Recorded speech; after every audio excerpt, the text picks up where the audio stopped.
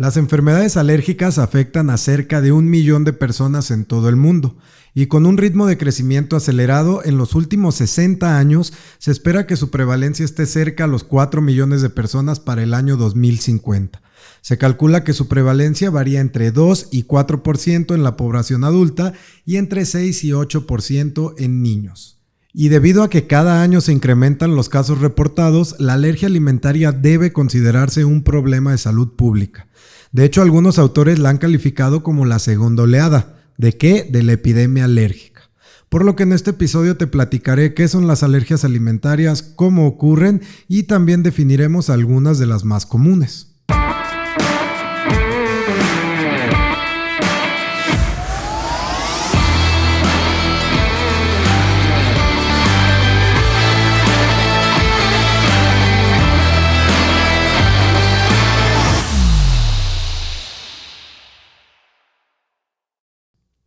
Bienvenido a la Clínica del Atleta, un podcast en donde hablaremos sobre la ciencia de la nutrición deportiva, una rama especializada de la nutrición aplicada a las personas que practican deporte en diferentes intensidades y que apoya directamente a la medicina del deporte, cubriendo todas las etapas del atleta, incluyendo el entrenamiento, la competición, la recuperación y el descanso, las lesiones deportivas y muchas cosas más. Bienvenido a un episodio más de la Clínica del Atleta. Yo soy Guillermo Quirós, nutriólogo en Multimás Medicina y Nutrición Deportiva. El día de hoy vamos a hablar de las alergias alimentarias. Todos hemos llegado a usar este término de alergia alguna vez, si algún alimento no nos gusta o si pensamos que ese alimento nos cae mal o nos va a caer pesado, como comúnmente se dice, o incluso por seguir una moda impuesta por la sociedad, ¿no? Y esto pues para poder encajar en la misma, ¿no? Pero muchas veces no sabemos ni siquiera qué significa tener una alergia alimentaria. Así que pues comenzaremos definiendo qué es una alergia. Y bueno, pues la alergia está relacionada con nuestro sistema inmune, ¿ok? Esto quiere decir que es una reacción de nuestro organismo que ocurre poco después de haber ingerido un alimento. Esta reacción es debido a una sustancia que se le conoce como alergeno. Esta reacción pues va a ocurrir cuando nuestro organismo detecta como nociva a una sustancia que normalmente pues es una proteína, que en este caso es el alergeno, pero realmente esta proteína no es dañina para nuestro cuerpo, es decir, la persona que tiene alergia a la proteína de la leche o del huevo, que es una sustancia totalmente inocua para la persona que no es alérgica, para la persona que es alérgica su organismo la va a detectar como que esta proteína es algo dañino y lo ataca. Entonces, cuando una persona consume esta proteína, su sistema inmunológico crea todo un mecanismo de defensa para protegerse de ese alergeno, ¿ok? Entonces, bueno, ¿cómo es que se va a producir esta alergia? Esta alergia se produce cuando la persona entra en contacto ya sea por la ingesta o inhalación de la proteína del alimento a la cual es alérgico. Y aquí es muy importante que tengamos muy claro que la alergia se produce frente a proteínas, a diferencia de las intolerancias que se producen frente a azúcares como la lactosa, fructosa o cualquier otro azúcar que contenga un alimento. Una verdadera alergia alimentaria va a afectar al sistema inmune. Incluso cantidades pequeñas del alimento que cause la alergia pueden ocasionar una cadena de síntomas graves y pues poner en riesgo la vida de la persona. Mientras que una intolerancia normalmente afecta solo al sistema digestivo, ¿ok? Y sus síntomas pues son menores que los de la alergia. Entonces es muy importante tener claro este punto. Las alergias afectan al sistema inmune y son por las proteínas, y las intolerancias afectan al sistema digestivo y son por los azúcares. Estas alergias ocurren cuando una persona entra en contacto con el alergeno, que en este caso sería el alimento, y el organismo produce anticuerpos que tratan de unirse al antígeno o al alergeno para neutralizarlo y poder eliminarlo. Los anticuerpos conocidos como IgE reaccionan ante los alérgenos y producen una reacción en los mastocitos y basófilos. Los mastocitos y los basófilos son glóbulos blancos que además de su clásico rol de respuesta inmunitaria y controlar los alérgenos, también se les ha visto participando en respuestas directas contra diversos agentes infecciosos. Entonces, estos dos son parte de los glóbulos blancos que con la secreción de histamina, leucotreinos y portaglandinas causarán la sintomatología alérgica en el organismo. ¿Ok? Entonces, cuando ocurre esto es cuando se puede presentar el cuadro de complicaciones como las que llevan a las complicaciones respiratorias, que incluyen moqueo, congestión nasal, estornudos, asma, tos, sibilancia y trastornos respiratorios. También tienen las complicaciones cutáneas como la inflamación de labios, boca, cara y o garganta, urticaria, erupciones o enrojecimiento, picación y dermatitis atópica. Y también hay complicaciones gastrointestinales como dolor abdominal, náuseas, vómitos, cólicos, diarrea, hinchazón y llegando al extremo puede causar un shock anafiláctico. Un shock anafiláctico es una reacción grave y a veces potencialmente mortal del sistema inmunitario a un antígeno al que una persona ha estado expuesta antes. ¿Ok? Y bueno, ¿cuáles son los alérgenos más comunes? Normalmente encontraremos que los alérgenos más comunes son los huevos, lácteos, frutos secos como nueces, almendras, etc., la soya, el apio, la mostaza, el pescado, los mariscos y crustáceos como los camarones, langosta, el cangrejo, el gluten, el cacahuate o la crema de maní también están incluidos. Sí, y también es muy importante que cuando vayamos al súper o compremos nuestros alimentos, pues nos fijemos muy bien en el etiquetado del producto. ¿Por qué? Porque sucede que en la parte de atrás del producto podemos encontrar los alérgenos que contiene este alimento. ¿Sí? Normalmente los vamos a encontrar en negritas o si no también con la leyenda que dice puede contener trazas de trigo, soya, etc. O también con la leyenda de este producto contiene trigo, leche, soya o cualquier otro alérgeno. Entonces, pues la verdad es que si tú sospechas que eres alérgico a algún alimento, que algún alimento pues te causa malestar cuando lo consumes o tú ya sabes que tienes una alergia a algún alimento, entonces sí es muy importante que siempre nos fijemos en las etiquetas de los productos, ¿ok? Y si te quedaste pensando en qué son las trazas, ahorita que te mencioné estas dos leyendas que pueden contener los etiquetados de los alimentos, bueno, es muy sencillo y te lo voy a explicar. Las trazas en los alimentos son pequeñas cantidades de un alimento que pueden llegar a él involuntariamente por parte del fabricante de forma accidental o casual, ¿sí? Por una contaminación cruzada, ¿ok? Es decir, la presencia de trazas en alimentos puede ocurrir, por ejemplo, cuando una fábrica produce diferentes alimentos, como por ejemplo un producto lácteo y chocolates que lleven frutos secos. Por ejemplo, chocolate con almendras o nueces. ¿Ok? Entonces, las partículas de los frutos secos pueden llegar al lácteo por el aire y producir una contaminación cruzada y viceversa. Entonces, aunque la leche no lleve frutos secos, puede acabar conteniendo pequeñas cantidades de albúmina, que es la proteína del cacahuate, por ejemplo.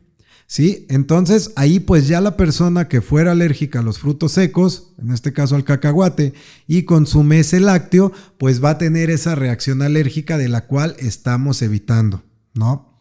Entonces pues ahora sí, ya saben, si el alimento tiene trazas de alguna proteína a la que seas alérgico, pues es mejor no consumirlo, ¿sí? Y evitarlo en su totalidad, ¿ok?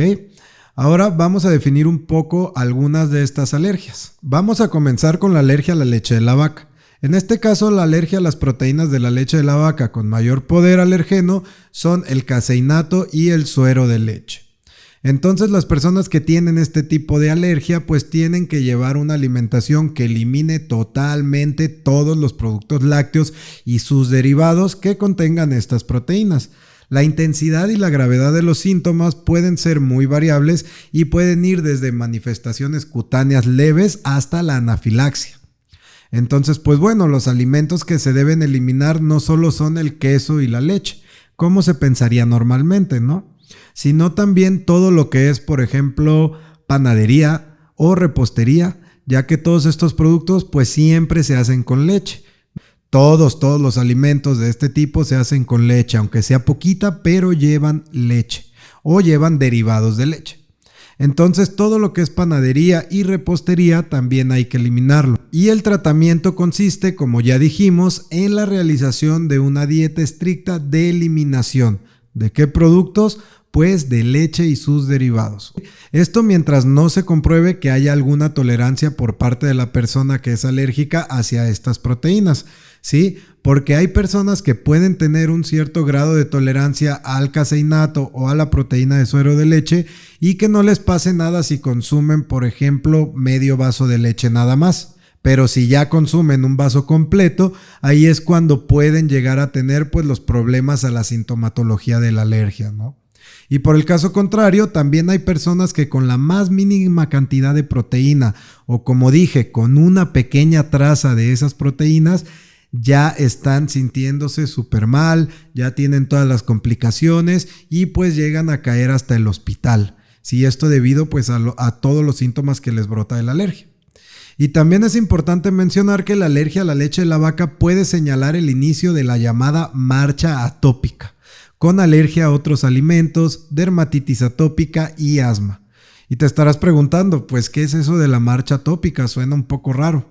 Pues sí, suena raro, pero bueno, esta marcha atópica presenta la aparición progresiva de una serie de alteraciones de tipo alérgico que inician en la etapa infantil normalmente y puede culminar en la etapa adulta. Entonces, ¿qué es la marcha atópica? Simplemente es que a partir de que tú contraes o tienes esta alergia hacia la leche de la vaca, pueden venir diferentes alergias a diferentes alimentos como si fueran una cascada de alergias. Sí, entonces pues todas vendrían a la par. Por ejemplo, la alergia a la leche de la vaca, puede ser también la alergia al gluten, la alergia a los pescados, etcétera. Y tener así esta cadenita pues alérgica, ¿ok? Muchas veces, como decimos, termina en la adultez, pero a veces esta marcha atópica no termina y vemos gente que, bueno, pues es alérgica ahora sí que hasta la vida, ¿no? Entonces, pues he ahí el problema también con este tipo de cosas. Otra alergia muy común es la alergia a la proteína del huevo, ¿sí? Y en este caso las proteínas más alérgicas se encuentran en la clara del huevo y son la ovoalbúmina y la ovomucoide o el ovomucoide, ¿ok? Y pues aquí el único tratamiento otra vez es evitar consumir el huevo y alimentos que lo contengan. Y volvemos al mismo punto que con la alergia a la proteína de la leche. El huevo se usa para muchísimas cosas, ¿no? Como la repostería, la panadería e incluso se usa para ligar los alimentos. Sí, por ejemplo, unas tortitas de carne también traen huevo. Entonces, pues ahora sí que tenemos que eliminar todos estos alimentos y evitarlos por completo. Porque volvemos a lo mismo, si tú sigues consumiendo esta proteína que te causa alergia, pues la sintomatología se va a ir agravando cada vez más y puede llegar hasta el shock anafiláctico, que como ya dije, pues esto te puede llevar a la muerte, ¿ok? Otra alergia también muy común es la alergia a la proteína del pescado. Y aquí la proteína que causa la alergia es la parvalbúmina. En este caso, pues si sospechas que puedes ser alérgico al pescado, lo mejor es eliminar todos los pescados de tu dieta diaria, pero todos los pescados sin excepción alguna, y acudir con un especialista, que en este caso sería un alergólogo, para que te pudiera realizar las pruebas necesarias. Y también, claro está, que se tiene que evitar otros productos que contengan proteína de pescado en su composición, como pueden ser las gelatinas, algunas salsas preparadas, suplementos de omega 3 o evitar también comer pollo o puerco que haya sido alimentado con harinas de pescado. Esta alergia del pescado no tiene ninguna relación con la alergia a los mariscos, ¿ok? Por lo que no hay que retirar los mariscos de la dieta, pero siempre hay que tener en cuenta las medidas anteriores referidas para evitar la contaminación cruzada. Esto es muy importante. También esto hay que ver si el pescado es preparado en el mismo recipiente donde preparamos los camarones, por ejemplo. Porque si es así, claro está que si comemos el camarón vamos a tener un problema y de una reacción alérgica, ¿no? Entonces, pues el diagnóstico para esta alergia del pescado se va a realizar basándonos en la historia clínica del paciente para ver si no ha tenido ya algunos otros episodios alérgicos y también mediante la realización de pruebas cutáneas, que se le conocen como el prick test. Ok, estas pruebas o estos prick test se hacen con extractos de distintos pescados y la medición en sangre de los niveles de anticuerpos de IgE específicos obviamente para cada uno de estos pescados. Y también pues en ocasiones es necesaria la realización de una prueba cutánea con el alimento fresco. Ok, a esta prueba se le conoce como el prick. Y también, pues si hay dudas, también puede ser necesario realizar un test de exposición siempre bajo supervisión del especialista, claro. ¿Sí? Entonces, estas pruebas, por ejemplo, el prick va a ser con el alimento fresco y lo van a estar untando en la piel, ¿sí? Lo van a estar poniendo poquito a poquito en la piel y van a ver en qué parte o qué pescado te causa la reacción. ¿Ok? Entonces vas a tener una ligera roncha o algo por el estilo, ¿va? Y el otro, el que dijimos bajo exposición, pues ahí sí el alergólogo o el especialista pues nos va a dar a consumir un poco de cada pescado para ver cuál es el pescado que nos va a dar la sintomatología alérgica. Y pues también otra de las alergias que, como ya lo venimos mencionando ahorita, la del pescado, es la alergia a los mariscos. ¿Sí? Y en este caso, el tipo de marisco que produce la alergia con mayor frecuencia son los crustáceos como los camarones, la langosta, las gambas, etc. Los moluscos como los mejillones, almejas y ostras, y también los gasterópodos como los caracoles, los vígaros, y también están los cefalópodos como el calamar, la sepia y el pulpo. En este caso, la gamba es el marisco más estudiado desde el punto de vista alérgico, ya que contiene glicoproteínas hidrosolubles y termoestables. Y también hay que tener en cuenta que el marisco cocido mantiene toda su alergenicidad y el agua de cocción contiene los mismos alergenos. ¿Ok? Entonces, aunque tú seas alérgico al camarón, si por ejemplo, aunque lo cozas, va a seguir teniendo la proteína y te va a poder dar todavía esas reacciones alérgicas, ¿sí? Y por ejemplo también la atropomiosina es el alergeno que encontramos con mayor frecuencia en los crustáceos. Aquí el tratamiento en esta alergia es otra vez, vuelve a ser eliminarlos de la dieta diaria y tenemos que tener cuidado también con la inhalación, vapores y aires de cocción, ¿ok?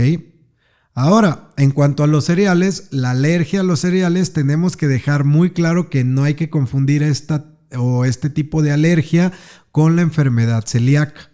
¿Sí? Los cereales contienen numerosas proteínas con poder alergénico.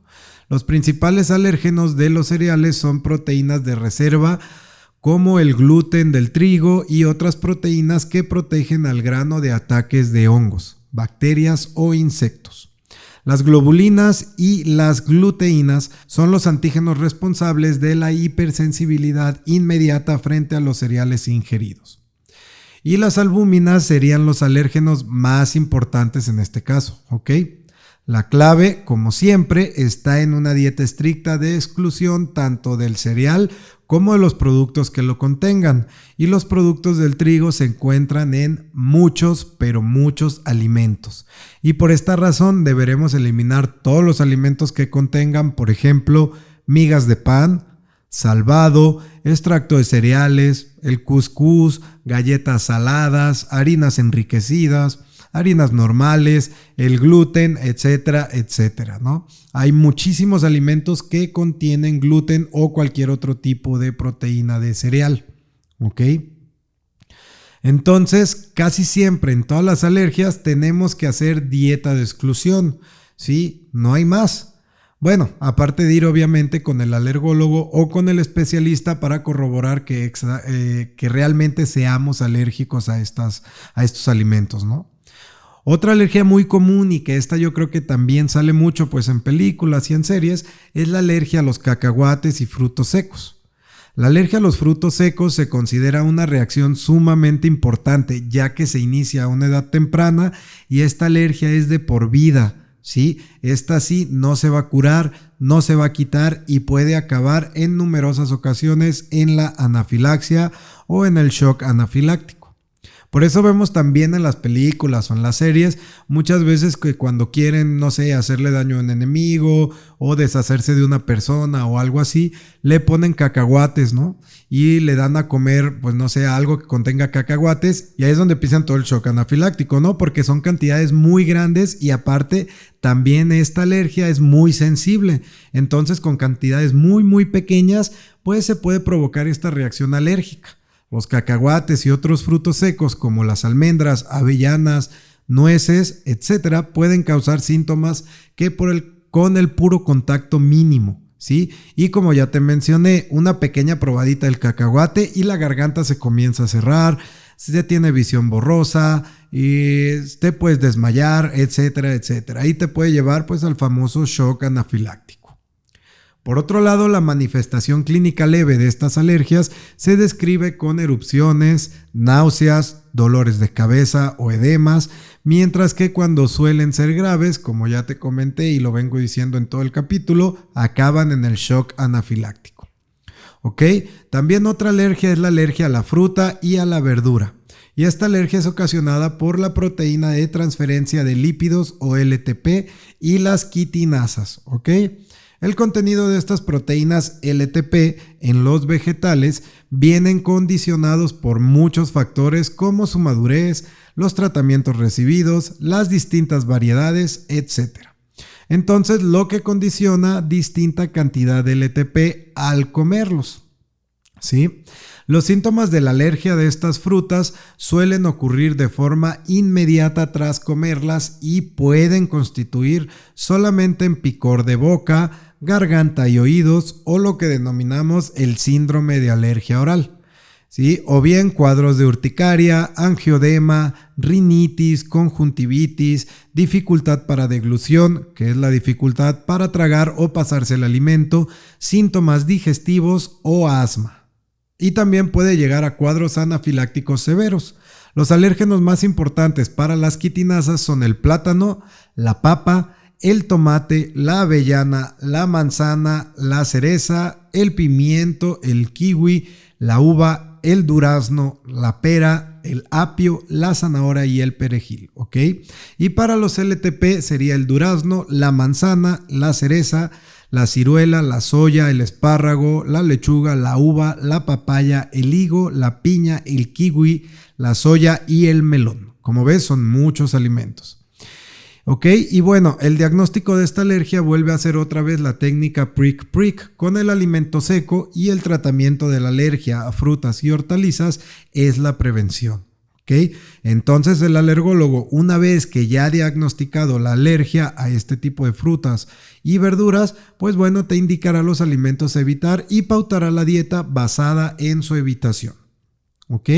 Entonces, pues como ven, casi siempre todas las alergias, una vez que ha sido detectada, pues lo que tenemos que hacer es evitar esos alimentos y adecuar nuestra alimentación para no comer o consumir estos alimentos. ¿Sí? Y bueno, ya por último te voy a hablar de una alergia que no es muy frecuente, pero que la verdad pues vale la pena mencionar, ya que pueden producirse cuadros de distintas gravedades y entonces estamos hablando de la alergia a las carnes tanto de mamíferos como de aves, ¿sí? Y la alergia a las carnes, por ejemplo, como la ternera, res, cordero, cerdo, caballo y aves, como el pollo, pavo, etcétera, pues es muy poco común. Sí, como te menciono, es muy poco común y sus reacciones pueden ser muy variables, ¿ok? Pueden ir desde un cuadro leve de picor en la boca y garganta o algunos cuadros aislados pasando por angioedema de labios, que es una inflamación en los labios, párpados y hasta urticarias más extensas, sí, como rinoconjuntivitis, asma, síntomas digestivos, hasta cuadros muy graves de anafilaxia también, ¿ok? Entonces, pues bueno, se puede ser alérgico a la carne de una especie o de varias. Sí, no es que si eres alérgico a la carne de res, por ejemplo, vas a ser alérgico a todas. No, puedes ser alérgico a la carne de res, a la de caballo, a la de cerdo o al pollo o al pavo o a 2 o 3 de estas en conjunto, ¿sí? Así que pues bueno, vamos a describir un poco las alergias de la carne de consumo más frecuente. ¿Ok? Y comenzaremos por la carne de res. Entonces, la alergia a la carne de res en ocasiones es debida por una proteína llamada albúmina sérica bovina, que se inactiva con el calor, ¿sí? Pudiendo ocurrir que solo se produzcan reacciones si la carne está cruda o poco cocida. Sí, pero si la carne está muy cocida, pues se va a tolerar perfectamente y no habría por qué tener ninguna complicación, ¿ok? Y la pregunta del millón en torno a esta alergia es: ¿los niños alérgicos a la leche de vaca también son alérgicos a la carne de ternera? Y la respuesta es no, no todos. Algunos niños con alergia a la proteína de la leche de vaca pueden presentar también reacciones con ternera e incluso con otras carnes, pero esto es pueden, no siempre es así, ¿sí? Esto solo ocurre en un pequeño número de casos. Entonces ahí sí que despreocúpense. Si sus hijos o ustedes tienen la alergia a la proteína de la leche de la vaca, pueden consumir carne de res o de ternera y valorar pues cómo es que ustedes tienen su comportamiento alérgico, ¿no? O si tienen la tolerabilidad a esta proteína. Si no les pasa nada, pues pueden consumirla sin ningún problema. Y si tienen alguna reacción, pues como ya dijimos, hay que tratar de evitarla, ¿ok? Otra dentro de estas alergias es la alergia a la carne de cerdo. Y se han descrito algunos casos que presentaban solo síntomas con embutidos, ¿ok? Tolerando la carne ya sea cocinada, ya que igual que con la carne de ternera o la carne de res, la proteína que produce la alergia se destruye con el calor de la cocción. Es por eso que siempre hay que cocinar muy bien la carne también, ¿ok? Otra alergia es la alergia a la carne de cordero, ¿sí? Esta es la más infrecuente, la más rara, aunque a veces pues se asocia a la alergia de la ternera y de cerdo. También encontraremos la alergia al pollo y aunque la alergia al huevo es muy frecuente en los niños, casi todos toleran la carne del pollo, ¿no? Entonces no quiere decir que porque tú eres alérgico al huevo o tu hijo es alérgico al huevo, pues también va a ser alérgico al pollo. ¿Ok? Lo que tenemos que hacer es darle a probar a nuestro hijo o nosotros mismos comer un poco para ver la tolerabilidad que tenemos. ¿Sí? El diagnóstico para esta alergia es igual que el que mencioné para el diagnóstico de la alergia de pescado y de otros tipos de alergia, y es con la técnica prick prick. ¿Ok? Entonces, bueno, una vez que el alergólogo ya identificó que sí somos alérgicos, pues a todos estos tipos de carne, el tratamiento, volvemos a lo mismo, es evitar la ingesta de la carne que te produce la reacción alérgica. Entonces, siempre la detección de estas alergias pues tiene que ir acompañado de un especialista, porque si tú eres alérgico, la verdad es que si tú consumes mucha cantidad de esa proteína que te está causando la alergia, claro que sí puedes tener problemas muy severos de salud y ahora sí que pues no poder a lo mejor hasta no contarla, ¿no? Entonces, no hay que escatimar mucho en eso y siempre hay que ir con un especialista. Entonces siempre es mejor acercarse, como te comento, al especialista y que él nos diga si somos o no alérgicos. Y si sí, bueno, pues tendríamos que evitar el consumo de esa proteína. Ahora, también es importante que sepamos que no hay ningún problema si, por ejemplo, somos alérgicos a la leche de vaca, ¿sí? Y la tenemos que eliminar de nuestra dieta o de nuestra alimentación diaria. Porque, por ejemplo, ahí el problema que pudieran ver la mayor parte de las personas es que estaríamos eliminando nutrientes importantes como el calcio, ¿sí? Pero afortunadamente, pues tenemos o existen suplementos de calcio o podemos encontrar también el calcio, en otras fuentes de alimentos, como pueden ser, por ejemplo, los charales, las espinacas, entre muchos otros alimentos que pues tienen un alto contenido de calcio, ¿no? Entonces va a ser lo mismo para, por ejemplo, si eres alérgico a la carne de res. Pues ahí la deficiencia que pudieras tener sería la de vitamina B12, ¿no? O también por ahí una deficiencia de hierro, que es un poquito menos improbable, pero se puede dar. Pero pues también volvemos a lo mismo. Podemos suplementar con vitamina B12, ¿sí? De manera exógena o con suplementos de hierro y así no tener ninguna complicación. Y en este caso podríamos pensar en los veganos que no consumen carne o los vegetarianos o gente que tiene estas dietas muy restrictivas donde eliminan alguno o varios tipos de alimentos, ¿sí? Donde están quitando pues obviamente estos nutrientes. Entonces pues no va a haber ningún problema si tú llevas una alimentación sana o una suplementación sana y una alimentación complementaria, ¿ok? Y complementaria me refiero a que vayas a complementar la deficiencia de ese nutriente que te está ocasionando el quitar este alimento con algunas vitaminas o algunos suplementos alimentarios para que puedas controlar todas estas posibles deficiencias a futuro, ¿ok? Entonces, pues como ven, no tienen por qué sufrir o deprimirse si no pueden comer carne de res o no pueden comer huevo o leche. Digo, sí pega también porque pues obviamente si sabemos que somos alérgicos a la carne de res, pues ahí están todas las carnitas asadas con los amigos y todo lo que se come, ¿no? En festividades o reuniones, sí, pero entonces pues a lo mejor te puede pegar por ahí un poco anímicamente. Pero pues siempre vamos a encontrar la forma de alimentarnos y estar saludable, que es lo más importante. Y actualmente pues si no hay carne podemos comer soya o algo así que se le asimile y bueno, pues ahí pasar un buen rato también, ¿no?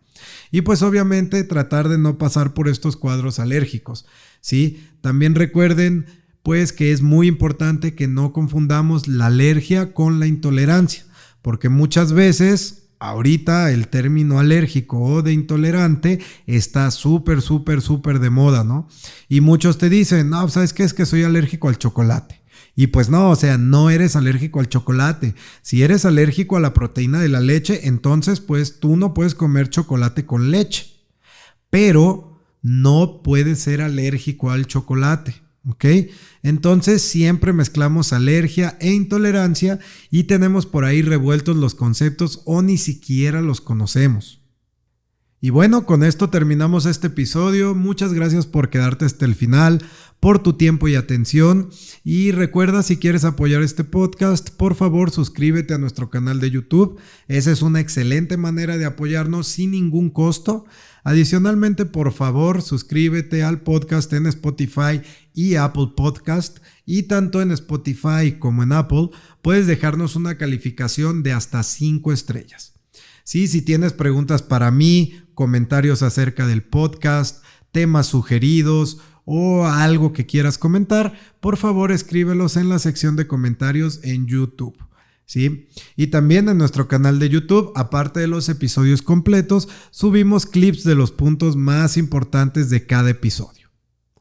También, si aún no nos sigues en redes sociales, puedes encontrarnos como @multimas.mx en Instagram, Facebook y ahora también en la nueva red social Threads y como La Clínica del Atleta en TikTok. En esas plataformas subiremos información referente a temas de nutrición deportiva, clínica y entrenamiento y alguna de esa información se cruza con el contenido del podcast, pero mucha de otra información es diferente.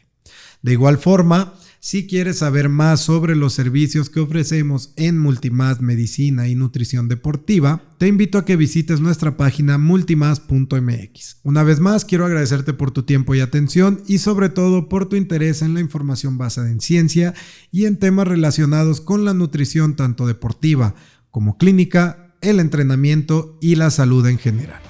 Y recuerda, si tienes un cuerpo, eres un atleta. Hasta la próxima.